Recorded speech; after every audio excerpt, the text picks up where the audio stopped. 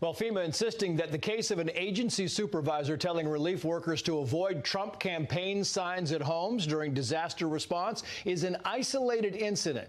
Let's bring in the FEMA official who was fired over the incident but claims she has been made a scapegoat. Marn'i Washington. Marn'i, thank you so much for coming on. I want to read this because this is from the FEMA administrator, Deanne Criswell. She said this, and she's talking about you. She said, quoting here, recently, a FEMA employee departed from these values to advise her survivor assistance team to not go to homes with yard signs supporting President-elect Trump. This was reprehensible. I want to be clear to all of my employees and the American people, this type of behavior and action will not be tolerated at FEMA. You say this is not your policy. You're not political. You don't care about the right or the left. You are simply doing your job and following your orders. So you're telling me these orders came from somebody above. Correct. When I first reported to Florida, I was already on another team. I was there as a specialist. This was the culture. They were already avoiding these homes based on community trends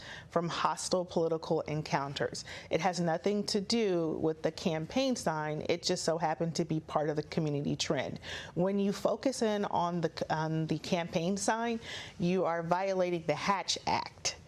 So that is something that FEMA definitely wants to stay away from because it was created in 1939, and that was to protect citizens from being alienated based on their political stance. So just so we're clear, you're saying that basically FEMA was doing this out of safety. They were doing that safe because they had some adversarial conflicts with some people with Trump signs in their front yards. So they banned every Trump sign. They said, don't go to any homes with Trump signs.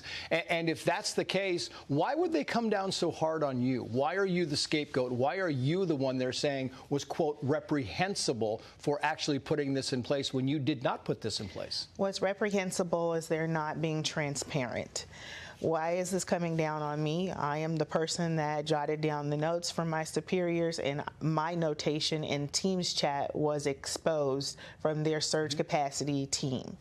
That's exactly what happened, and it's easy to then say, well, haha, it's her name, it's her writing. Right. Make her accountable for it. But I'm just simply executing, again, what was coming down from my superiors. Right. And I'm wondering, because it says things like when on this list that says avoid the Trump houses, drink water, take rest breaks. There's a list of things. You didn't come up with those either, right? No. So you didn't come up with any of this list. Is that a fair assessment? Yes, sir. And I'm wondering, how do you prove that, Marn'i? You're trying to save your reputation. How do you prove that this order came from above? Well, the last time that question was posed, I verbally called on all DSA crew leads and specialists that are still active with FEMA and former to come forward and discuss our avoidance policies, our de-escalation policies. Because, to be honest with you, we don't just I know the highlight here is the Trump campaign signage, but if someone is in another, like an urban community, and it's a different culture and someone feels uncomfortable, we can't go to that home. If you have loose dogs and someone on the team is comfortable with dogs and another person is not, we can't go to that home because of safety precautions. So you feared the Trump houses. The people on FEMA were fearing the Trump houses like they were fearing people with vicious dogs in their backyard. Exactly. And that's based on the trends. You can ask FEMA for incident reports. They have those because they ask us to report out if there's an incident at home. And unfortunately, again, the passionate supporters for Trump, some of them were a little bit violent. But all